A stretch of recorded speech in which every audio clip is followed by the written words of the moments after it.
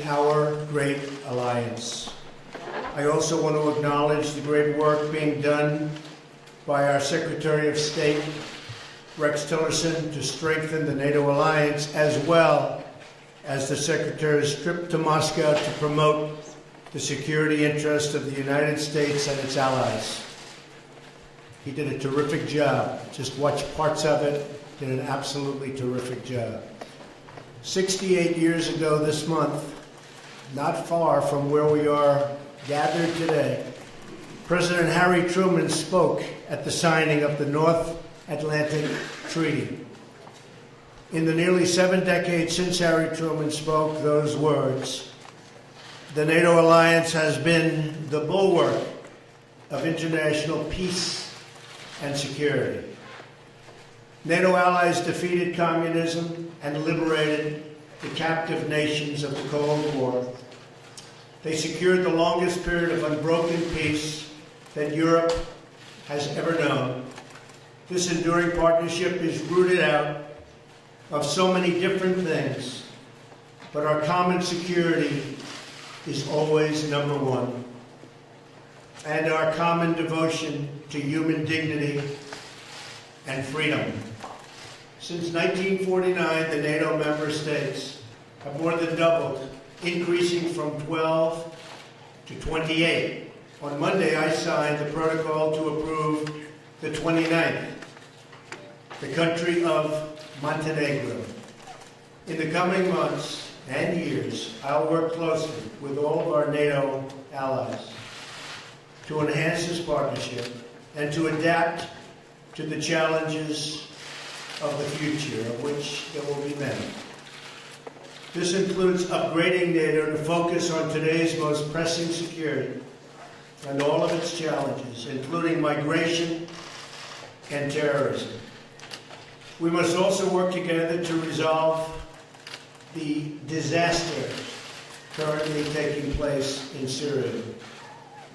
We are grateful for the support of NATO members and partners in their condemnation of Assad's murderous attack using the most horrible weapons. The vicious slaughter of innocent civilians with chemical weapons, including the barbaric killing of small and helpless children and babies, must be forcefully rejected by any nation that values human life.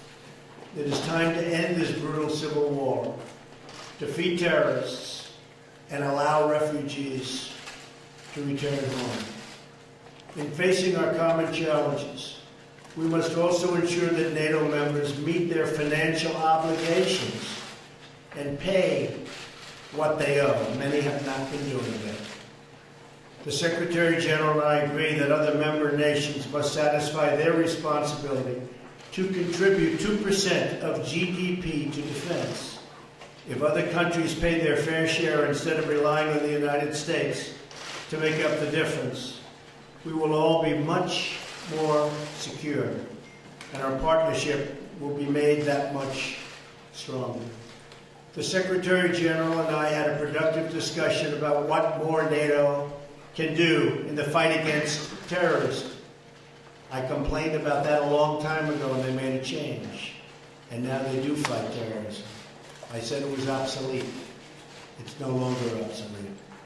It's my hope that NATO will take on an increased role in supporting our Iraqi partners in their battle against ISIS.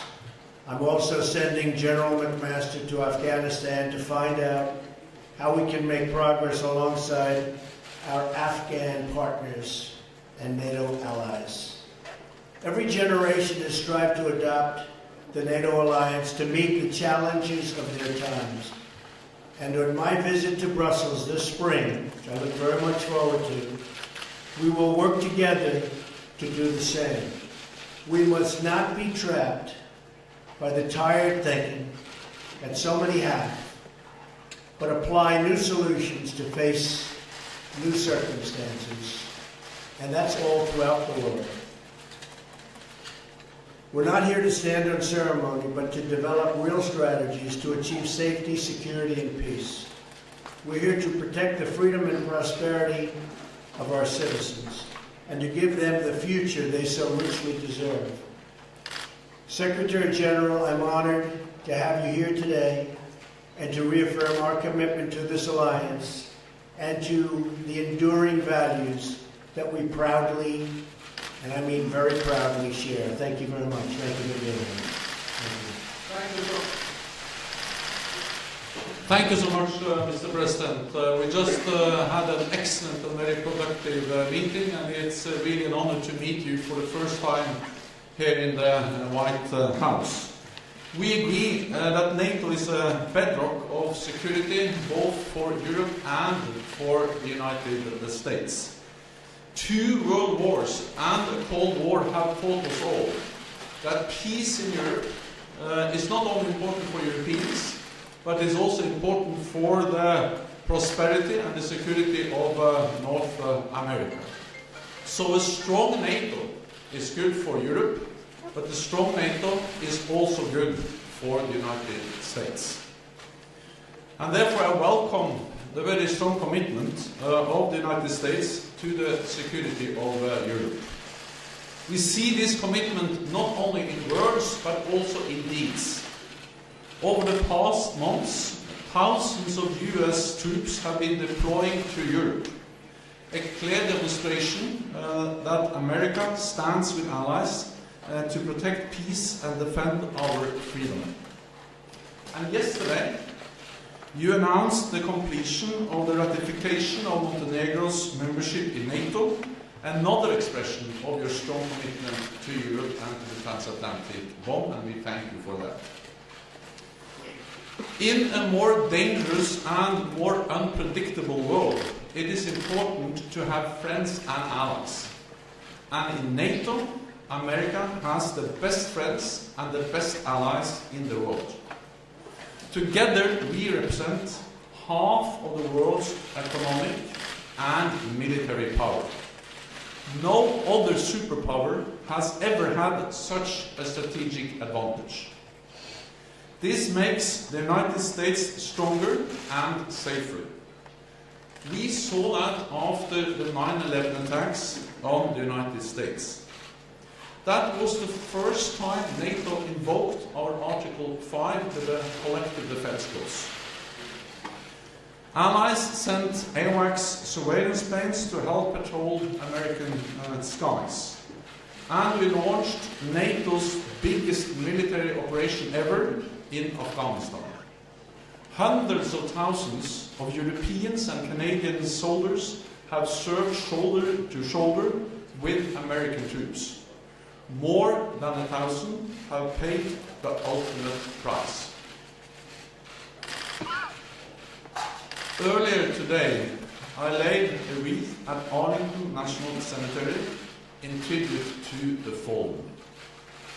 It was a deeply moving experience.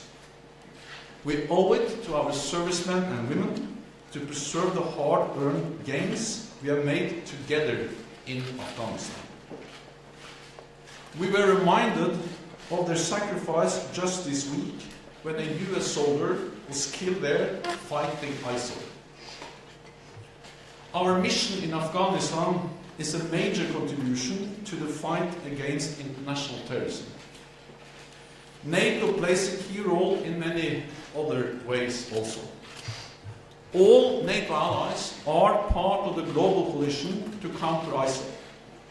And NATO provides direct support to the coalition with training for Iraqi forces in the fight against terrorists and more intelligence sharing. And you are right, we have established a new division for intelligence, which enhances our ability to fight terrorism and working together in the alliance to fight terrorism in an even more effective way.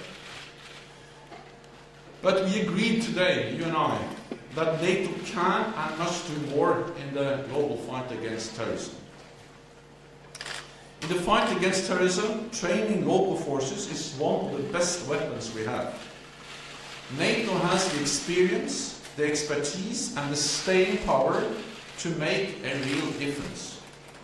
And fighting terrorism will be an important topic when NATO leaders meet in Brussels in May. The other major topic will be fair burden sharing in our alliance. And we had a thorough discussion on this issue today. And Mr. President, I thank you for your attention to this issue. We are already seeing the effect of your strong focus on the importance of burden sharing in the alliance. We agree that allies need to redouble their efforts to meet the pledge we all made in 2014 to invest more in our alliance. It is about spending more on defense, it is about delivering the capabilities we need, and it is about contributing forces to NATO missions and operations. This means cash, capabilities, and contributions. Fair burden sharing has been my top priority since taking office. We have now turned a corner. In 2016, for the first time in many years, we saw an increase in defense spending across European allies and Canada. A real increase of 3.8%, or $10 billion more for our defense. We are now working to keep up the momentum, including by developing national plans outlining how to make good on what we agreed in 2014. We know that we all need to contribute our fair share, because we need to keep our nation safe in a more dangerous world. We discussed many different topics during our meeting today, including the horrendous use of chemical weapons in Syria. Any use of chemical weapons is unacceptable, cannot go unanswered, and those responsible must be held accountable. So, Mr. President, thank you once again. I look forward to working with you to keeping the alliance strong, and I look forward to welcoming you to Brussels in May, when heads of state and government in the alliance meet there to address the challenges and the need to continue to adapt the alliance to a more challenging security environment, and to respond both to the need for fair burden sharing and stepping up our efforts to fight international terrorism. So thank you once again. Thank you very much. Great. Thank you. So we'll have a couple of questions. Jeff Mason. Thank you. Thank you, Mr. President. I'd like to ask you about two topics, if I may. First, has your view of Vladimir Putin changed after what's happened in Syria? And what is the United States prepared to do if he continues to support Assad? And on a separate question, have you made a deal after your chat last night with the President of China about China helping to rein in North Korea? And is that one reason you've decided not to label Beijing a currency manipulator? Well, I'll be speaking to... Yeah. You want to go ahead? Go ahead. Yeah. For the Secretary General, do you believe NATO should continue to bolster its presence along the alliance's eastern border? And are you confident that you have President Trump and the United States support for that? Thank you. I'll be speaking with Rex Tillerson in a little while, calling in. I think he had a very successful meeting in Russia. We'll see. We'll see the end result, which will be in a long period of time, perhaps. But the end result is what's most important, not just talk. And I think that based on everything I'm hearing, things went pretty well, maybe better than anticipated. It would be wonderful, as we were discussing just a little while ago, if NATO and our country could get along with Russia. Right now we're not getting along with Russia at all. We may be at an all-time low in terms of relationship with Russia. This is built for a long period of time. But we're going to see what happens. Putin is the leader of Russia. Russia's a strong country. We're a very, very strong country. We're going to see how that all works out. Last night, separately, I spoke with a man that I've gotten to know. I don't know Putin, but I do know this gentleman. I've spent a lot of time with him over the last 2 days, and he is the president of China. You were there, most of you were there, and it was quite an interesting period of time. President Xi wants to do the right thing. We had a very good bonding. I think we had a very good chemistry together. I think he wants to help us with North Korea. We talk trade, we talk a lot of things, and I said, the way you're going to make a good trade deal is to help us with North Korea. Otherwise, we're just going to go it alone. That'll be all right, too. But going it alone means going it with lots of other nations. But I was very impressed with President Xi, and I think he means well, and I think he wants to help. We'll see whether or not he does. Do you feel like you have a deal with him? And if I could just do you feel like you have a deal with him in terms of the currency manipulation designation? And have your views changed on Putin? We're going to see. We're going to see about that. And I'll also see about Putin over a period of time. It'd be a fantastic thing if we got along with Putin and if we got along with Russia. And that could happen, and it may not happen. It may be just the opposite. I can only tell you what I would like to do. I would love to be able to get along with everybody. Right now, the world is a mess. But I think by the time we finish, I think it's going to be a lot better place to live. And I can tell you that, speaking for myself, by the time I'm finished, it's going to be a lot better place to live in. Because right now, it's nasty. NATO is in the process of implementing the biggest reinforcement of our collective defense since the end of the Cold War, and one element of that is to increase our military presence in the eastern part of the alliance. And we are now deploying 4 battle groups to the 3 Baltic countries and Poland, and there will also be more US forces in that part of Europe, and this is the first time in many, many years that we see an increase in the military presence of the United States in Europe. So we are increasing our presence, and we are also increasing the readiness and the preparedness of our forces so we can quickly reinforce if needed. We consider the presence we will have when the 4 battle groups are in place as sufficient given the current security situation in Europe. But of course we will assess the situation and follow the developments very closely. The message from NATO is that what we do is proportionate, it is defensive, and we don't want a new Cold War, we don't want a new arms race. And actually we strongly believe that there is no contradiction between a strong NATO, a credible deterrence and defense, and political dialogue with Russia. Actually we believe that the precondition for the political dialogue with Russia is that we are strong and that we are united, but based on that we can talk to Russia because Russia is our neighbor, Russia is there to stay, so we have to find ways to manage our relationship with Russia. And I am absolutely certain that the United States supports this approach, partly because the United States is contributing with forces to our enhanced presence in the eastern part of the alliance and also in the southeast of the alliance in Romania. And the United States and the President has clearly expressed that they want dialogue with Russia, but based on unity and strength in the alliance. Then the next question is from John Sopel.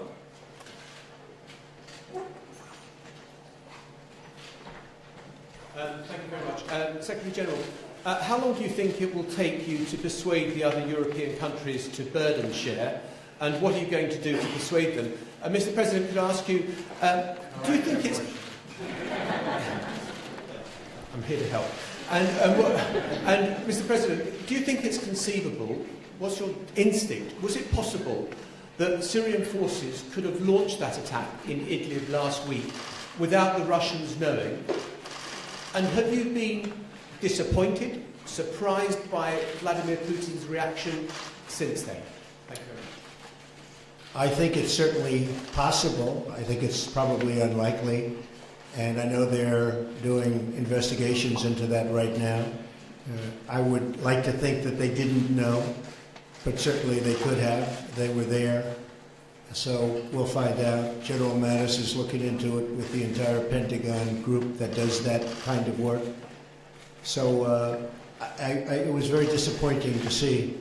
It's disappointing no matter who does it, but when you get into the gases, especially that form, it's vicious and violent, and everybody in this room saw it all too many times over the last 3 or 4 days. Young children dying, babies dying, fathers holding children in their arms that were dead children.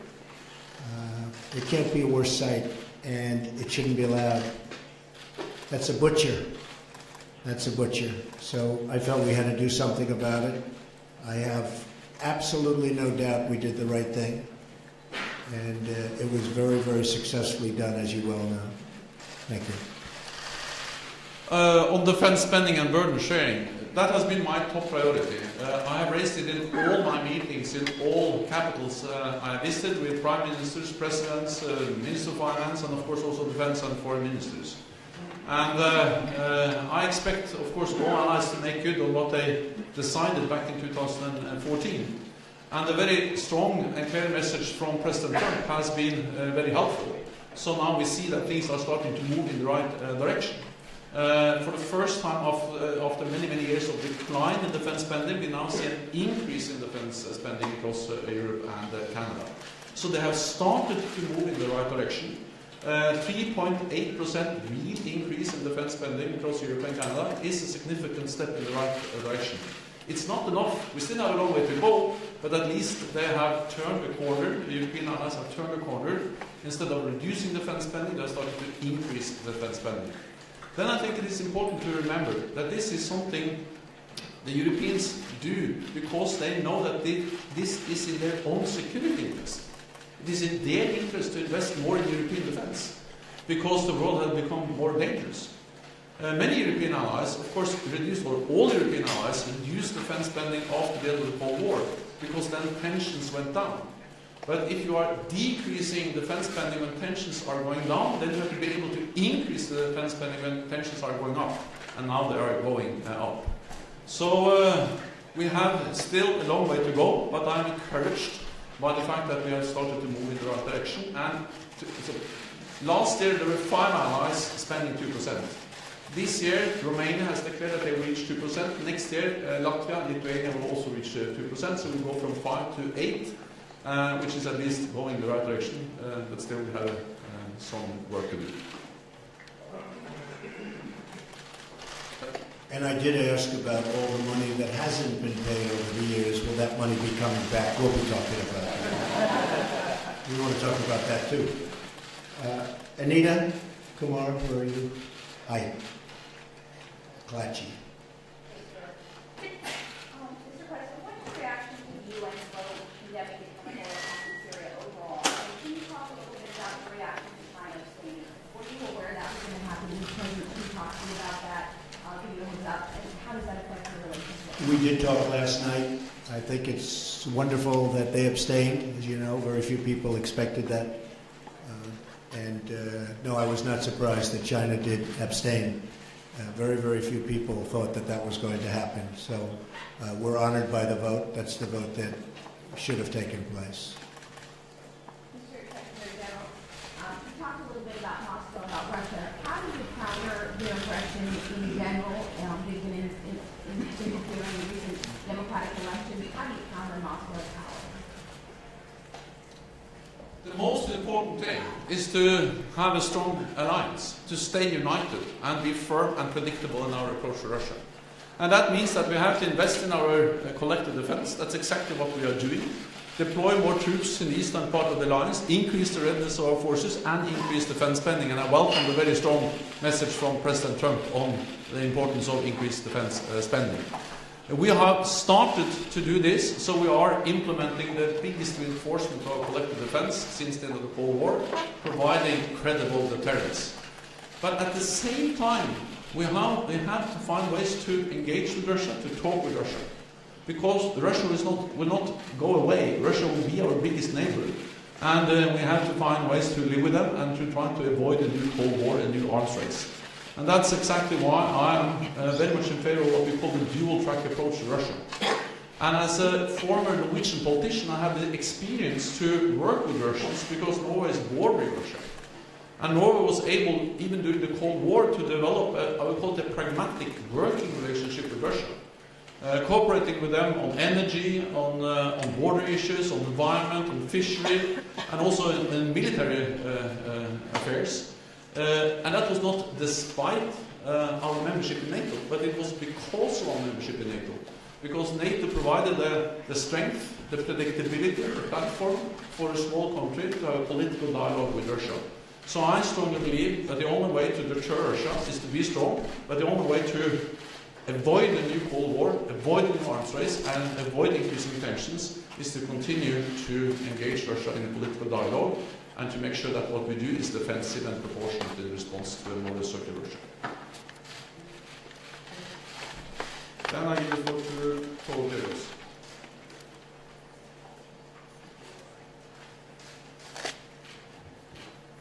Thank you. Mr. President, I'm from Norway. Russia is our neighboring country. What do you think Europe has to fear from Russia if this tension continues? What do you think that European countries have to fear from Russia if this tension continues? I'll do it again. What do you think What do you think European countries have to fear from Russia if this tension continues to escalate? And for you, Mr. Secretary General, the President has said that the attack in Syria last week was warranted and was also an attack on U.S. allies. Do you think that this attack was warranted, and do you see NATO playing any supporting role in future actions in Syria? Well, I wanted to start by saying hopefully they're going to have to fear nothing ultimately. Right now there is a fear, and there are problems. There's certainly problems. But ultimately I hope that there won't be a fear and there won't be problems and the world can get along. That would be the ideal situation. It's crazy what's going on, whether it's the Middle East or you look at, no matter where the Ukraine, you look at whatever you look at, it's got problems, so many problems. And ultimately, I believe that we are going to get rid of most of those problems, and there won't be fear of anybody. That's the way it should be. We have a very big problem in North Korea, and as I said, I really think that China is going to try very hard and has already started. A lot of the coal boats have already been turned back. You saw that yesterday and today. They've been turned back. The vast amount of coal that comes out of North Korea going to China, they've turned back the boats. That's a big step, and there are many other steps that I know about. So we'll see what happens. It may be effective, it may not be effective. It's not effective. We will be effective, I can promise you that. Thank you. NATO has constantly condemned the use of chemical weapons in Syria, and the use of chemical weapons is horrendous, and it's a clear violation of international law. And any use of chemical weapons is unacceptable and cannot go unanswered. So those responsible must be held accountable. The strike against the airbase in Syria was a U.S. operation based on U.S. intelligence, but you have seen that within the alliance this has been something which has been met with a lot of understanding, because NATO allies do not accept that chemical weapons are used. And therefore we also strongly support the efforts of the fact-finding commission to try to find out actually what happened and to make sure that we don't see any use of chemical weapons in the future. Thank you very much. Thank you.